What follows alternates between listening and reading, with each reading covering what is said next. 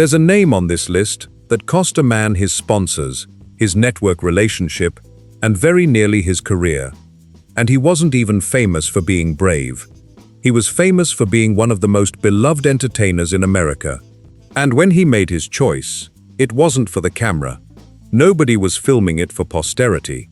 He just did it, absorbed the hate mail personally, and never once brought it up publicly for the rest of his life.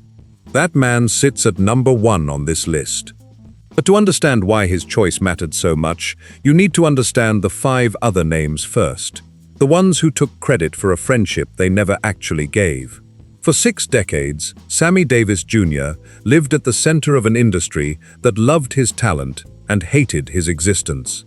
An industry that paid him millions to perform in hotels that wouldn't let him sleep in their rooms, that put him on stage with the biggest white stars of the era while refusing him service at the very bars those same stars drank at between sets.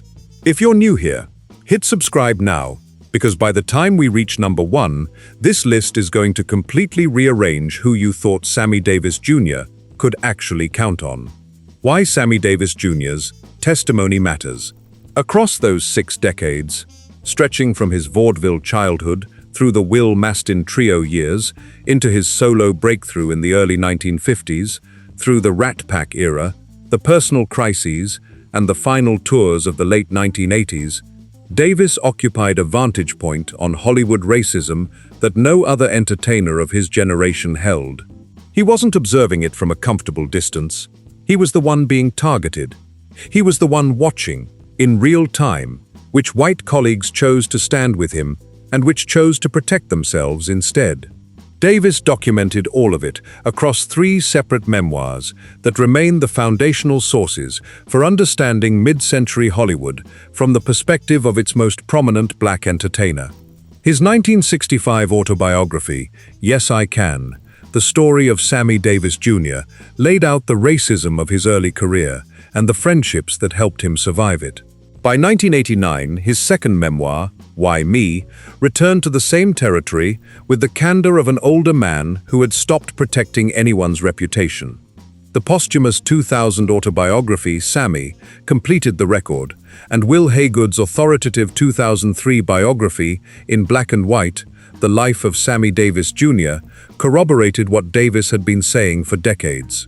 What emerges across those sources is a dual story.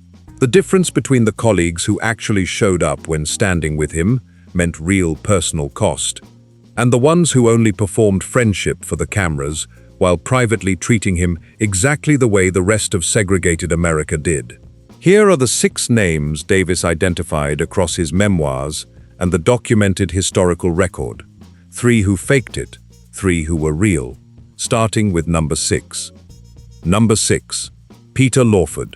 For 2 decades, Peter Lawford was the British-born leading man whose good looks and connections to American political power placed him at the center of the most photographed social circle of the late 1950s and early 1960s.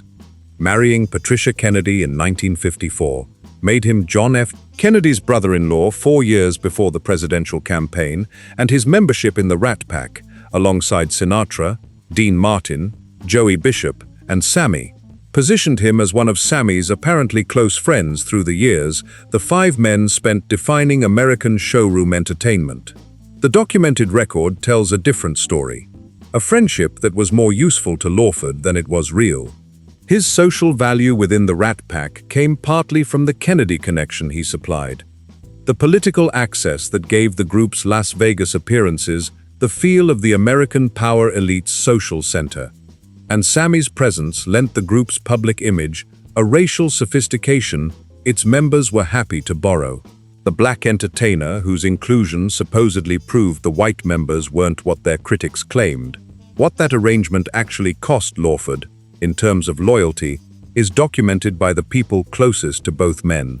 James Spader's 1991 biography, Peter Lawford, The Man Who Kept the Secrets, recorded private racial comments Lawford made about Sammy in conversations with people who later wrote them down, the on-camera warmth dissolving into something colder the moment Sammy wasn't in the room.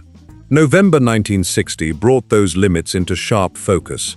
Sammy married May Britt while navigating death threats and demonstrations at the venues where he performed, at a time when interracial marriage remained illegal in 31 American states. His decision to marry a white Swedish actress made him the target of organized hate campaigns, and Lawford stayed publicly invisible on the question. The brother-in-law who could have used his Kennedy access to defend Sammy simply didn't. The Rat Pack friend, who had spent years building public image on his association with a black entertainer, chose silence. The moment standing with him would have cost something inside the political coalition his own marriage had built. Number 5. Jerry Lewis. For 7 decades, Jerry Lewis stood by Sammy Davis Jr. in ways the documented record establishes, beyond reasonable dispute. The friendship began during the Martin and Lewis years, from 1946 to 1956, when the comedy duo's appearances at the Copacabana and the Sands put Lewis in regular contact with black entertainers. His Jewish immigrant New York sensibility refused to treat as anything less than equals. Lewis documented the friendship himself in his 2005 memoir, Dean and Me, A Love Story, writing about the Sammy connection with the candor that defined his later years. What separated Lewis from the merely cordial white entertainers surrounding Sammy was his willingness to be visible exactly when visibility carried a cost. The Kim Novak crisis of 1957 and 1958, when Sammy's relationship with the white Hollywood star generated death threats and mafia threats from Columbia Pictures executives, found Lewis publicly on Sammy's side, at a moment when most of Hollywood was suggesting Sammy end the relationship for his own safety. 3 years later, the May Britt marriage tested the friendship even more publicly, and Lewis again didn't retreat.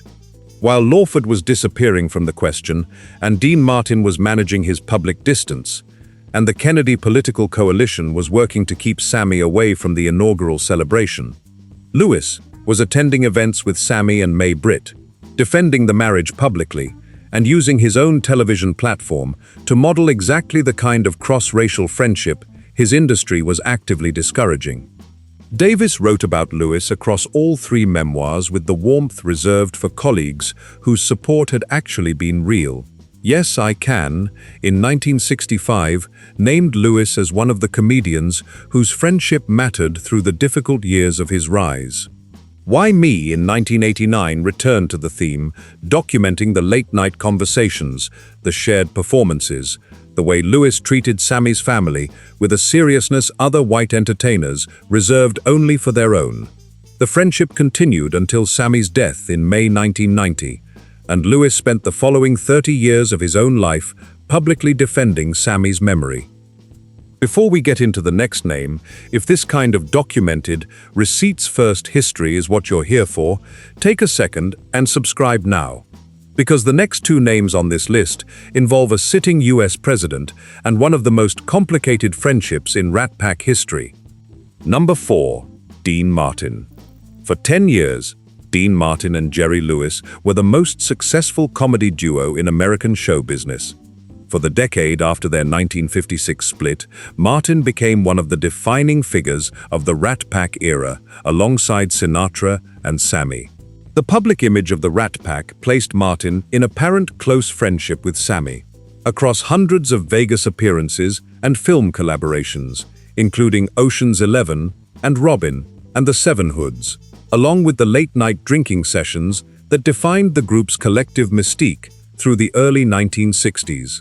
Nick Tosh's 1992 biography, Dino, Living High in the Dirty Business of Dreams, documented Martin's actual relationship with Sammy across those years, the carefully maintained social distance the on-camera warmth concealed, and the pattern of jokes and stage banter that positioned Sammy as the racial punchline of routines Martin considered affectionate and Sammy endured rather than enjoyed.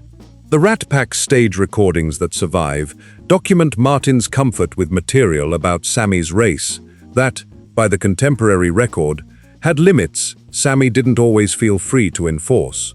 Martin's silence during the 1957-58 Kim Novak crisis functioned as its own documented signal. while Lewis was visibly supporting Sammy through the period when Columbia Pictures threatened the entertainer's life if he didn't end the relationship, and while Sinatra was using his own power to protect Sammy, Martin stayed publicly invisible on the question.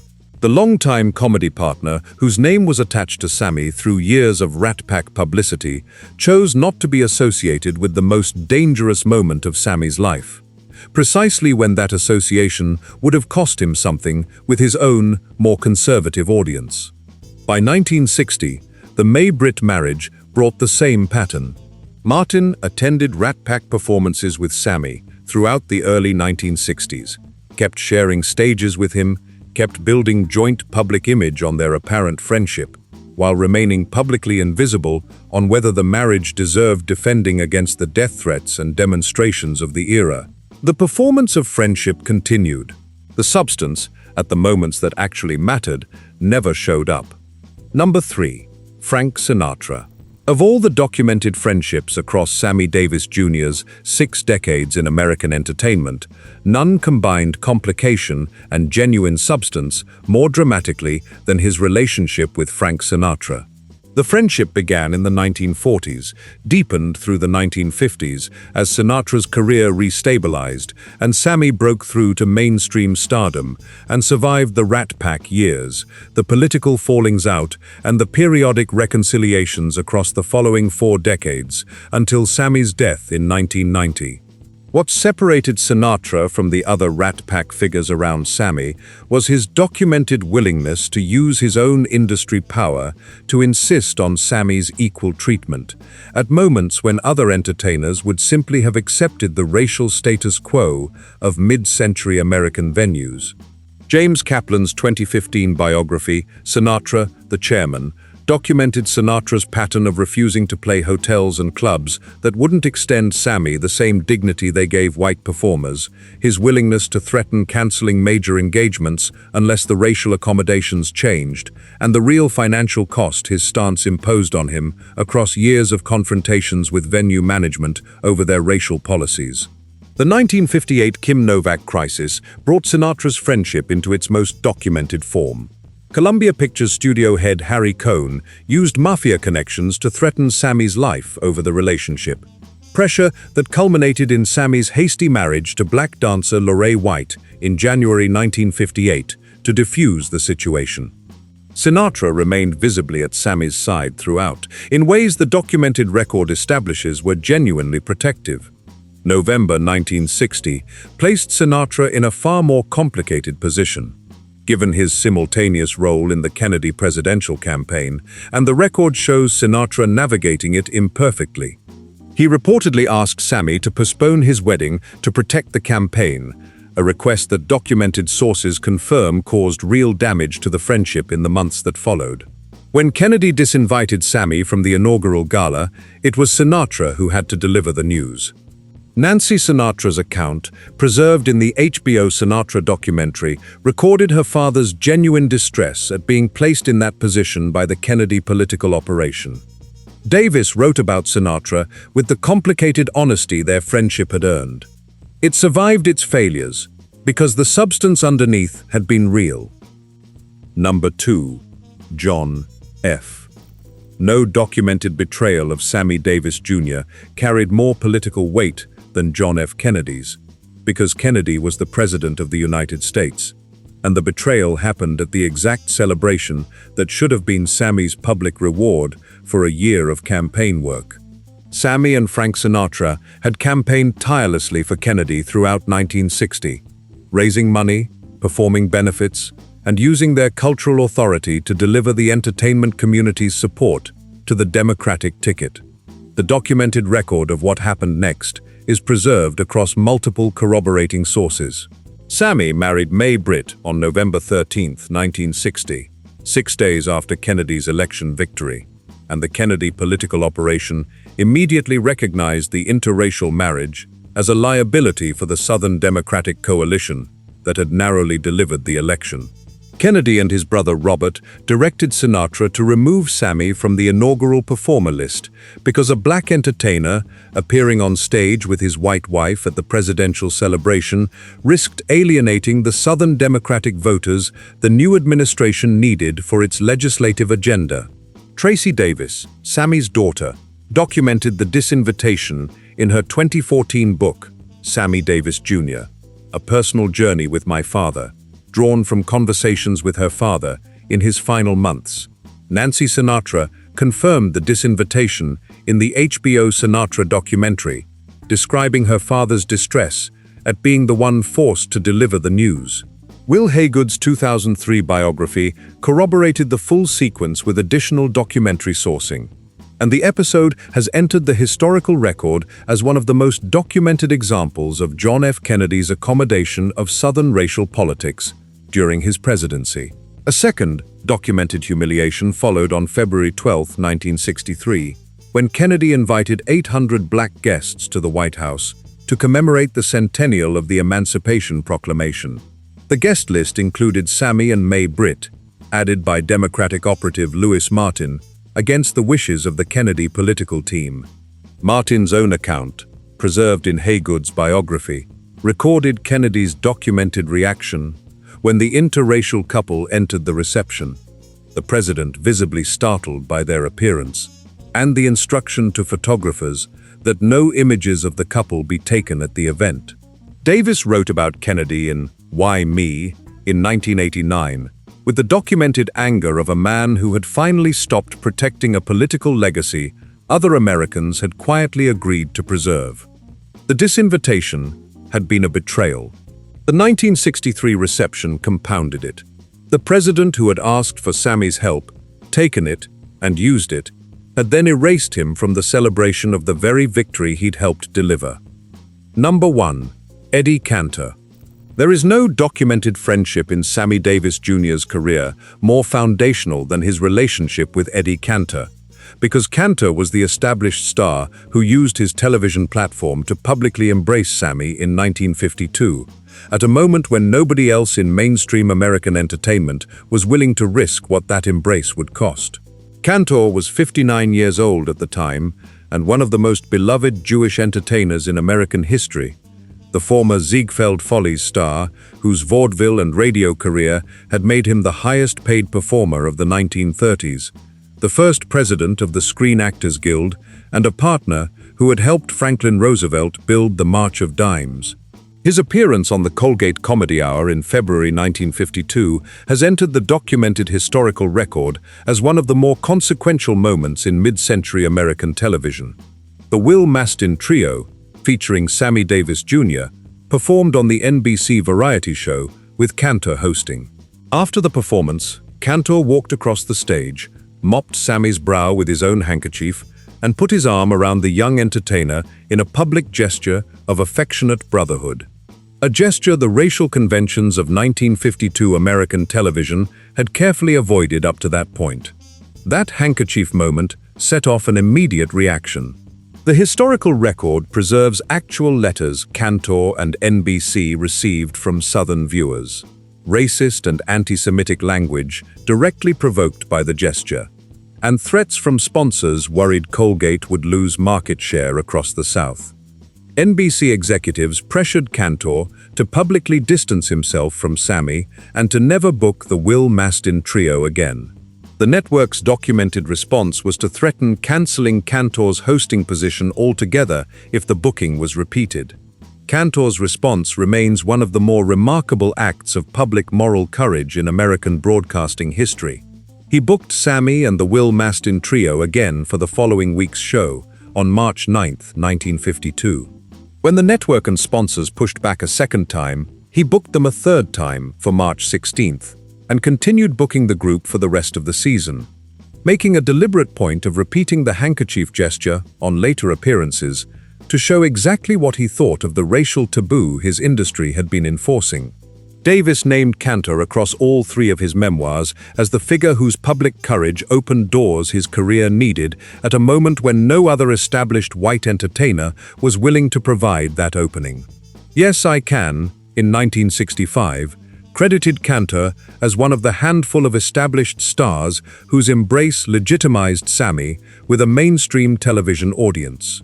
Why Me in 1989 returned to the Cantor story with the documented gratitude of an older performer who understood exactly how much that 1952 gesture had cost the older man, and how little of that cost Cantor had ever publicly acknowledged himself. Cantor died of a heart attack in October 1964, and Sammy carried the memory of the Colgate handkerchief moment as the founding act of permission that made the rest of his career possible. The friendship Cantor offered in 1952 was the rarest kind documented in American entertainment. The kind that cost the giver everything and benefited only the recipient, and never once asked for credit. Cantor was already established. He had nothing left to gain professionally from booking the Wil Mastin trio. He had the secure career, the legacy, and the comfortable retirement already waiting for him. He chose instead to use his platform for a young black entertainer at the exact moment that choice generated death threats, sponsor pressure, and network panic. And he absorbed all of it personally, so the young performer whose brow he'd wiped could keep working. 6 names Sammy Davis Jr. carried with him across 6 decades. Peter Lawford, the British-born Kennedy-in-law whose Rat Pack image extracted decades of public benefit from his association with Sammy, while contributing nothing when standing with him actually cost something. Jerry Lewis, the Jewish immigrant comedy partner whose 7 decades of documented friendship survived every test the era could put in front of it. Dean Martin, the longtime comedy partner whose public warmth concealed a relationship Sammy understood had limits the cameras were never meant to show. Frank Sinatra, the complicated boss whose intervention opened doors Sammy couldn't have opened alone, even when Sinatra's own choices sometimes fell short. John F. Kennedy, the President of the United States who used Sammy's campaign work to help win an election, then disinvited him from the celebration of that same victory. And Eddie Cantor, the 59-year-old Jewish entertainer whose 1952 television handkerchief gesture absorbed documented hate mail, sponsor threats, and network panic, so the young black performer whose brow he'd wiped could keep working. The camera showed America one version of these 6 relationships. Sammy Davis Jr.'s 60 years living inside the documented reality revealed something else entirely. That the friendships which lasted through the changing decades weren't the ones the publicity machinery had emphasized, but the ones with figures like Jerry Lewis and Eddie Cantor, whose costly choices, in moments other people walked away from, earned them the loyalty Sammy returned for the rest of his life. Which of these 6 surprised you the most? Tell us in the comments below, and if you want more documented, sourced deep dives into old Hollywood's hidden history, subscribe and turn on notifications. Because next week, we're going even further into the stories the studio era tried to keep buried. Thanks for watching. See you in the next one.